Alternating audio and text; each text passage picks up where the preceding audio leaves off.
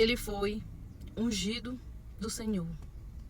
Ele foi escolhido por Deus.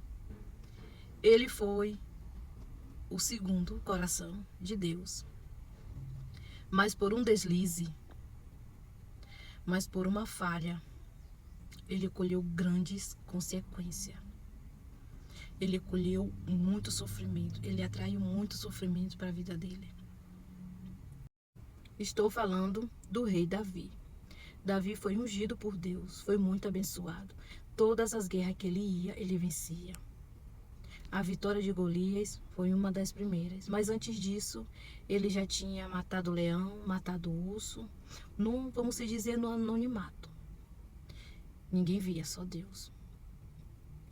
A perseguição de Saul contra ele também teve livramento, porque Deus estava com ele.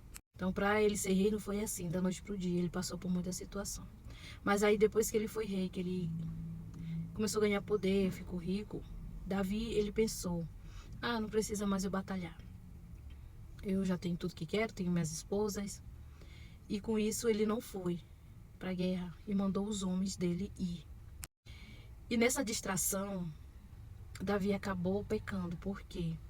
Porque ele olhou Betseba, desejou e se apaixonou pelaquela mulher, pela beleza daquela mulher. E com isso, pecou feio, errou muito.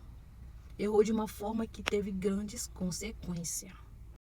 Eu tenho certeza de que se Davi, o rei Davi, fosse para a batalha, ele não teria pecado. Porque ele estava fazendo aquilo que Deus ordenou para ele fazer. E não era para ele parar de fazer aquilo, porque toda guerra ele tinha sucesso. Toda guerra ele vencia. Então, por conta de tudo, todas as guerras que ele vencia, ele pensou, eu não preciso mais ir, eu vou mandar meus homens, porque Deus também vai estar com eles. Estava com eles, eles também venciam. Né? Joabe estava na frente, que era um grande guerreiro também, braço direito de Davi. Ele vencia, eles venciam, não? Né? Que eram vários. E assim, o rei Davi, ele errou, porque se ele tivesse na frente da batalha, ele não teria feito escolhas horríveis na vida dele, que foi matar um dos seus guerreiros, que era exatamente o esposo de Betseba. Então, ele cometeu esse grande erro na vida dele, né? Que ele acabou matando Urias e aí casou com Betseba. Só que Deus, ele usou o profeta Natan, né? Passou um tempo, Deus, ele tinha se afastado um pouco de Davi. Aliás, Davi se afastou de Deus, porque quando a gente começa a fazer coisas erradas e não prioriza mais Deus na nossa vida, a gente só tende a fazer as coisas erradas, porque a gente não vai ter ali mais o entendimento do céu. Deus não vai estar ali mais agindo na nossa vida, e aí a gente vai estar agindo por conta própria. E aí, meus irmãos, que é a nossa derrota, a gente querer fazer as coisas do nosso próprio entendimento, porque a tendência é só piorar. E então Davi errou. E aí o profeta Natan foi lá, falou com ele, né? E disse exatamente o que ele estava fazendo. Então Natan disse, mas Deus perdoa o que você fez. Deus perdoa, Deus não vai te matar, Deus vai te perdoar o que você fez. Mas as consequências vão vir. E uma delas foi, a espada jamais se apartará da sua casa. Por conta desse erro de Davi. Ele não morreu, mas as consequências ficaram. Entendeu? Davi enfrentou muita tribulação, muita mesmo. Então, o filho dele com Betseba faleceu com 7 dias de nascido. Depois ela teve outro filho, que foi Salomão, né? Que foi o homem mais sábio. Mas eles enfrentaram muitas coisas, principalmente Davi. Davi sofreu muito, Absalão se voltou contra ele, teve abuso, né, na família. Então foi uma coisa assim muito sofrida para a vida de Davi. Foi consequências do erro dele, porque a espada nunca mais realmente se apartou da casa de Davi. Foi guerra por cima de guerra na família dele.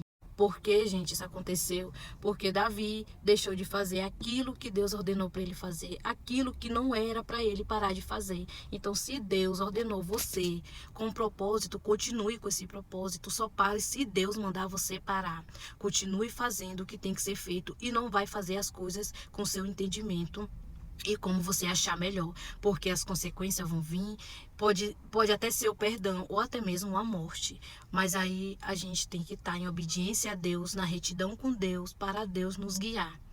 Não Prepare para a caminhada com propósito. Não deixe a vida com Deus só porque está difícil, só porque você está enfrentando luta, só porque você está passando por um momento difícil. Não deixe. Continue na caminhada com Jesus. Porque quando a gente tem Ele na nossa vida, a gente pode até passar por um momento, situação difícil, porque isso é inevitável. Mas quando Deus está com a gente consegue passar por todas elas de cabeça erguida.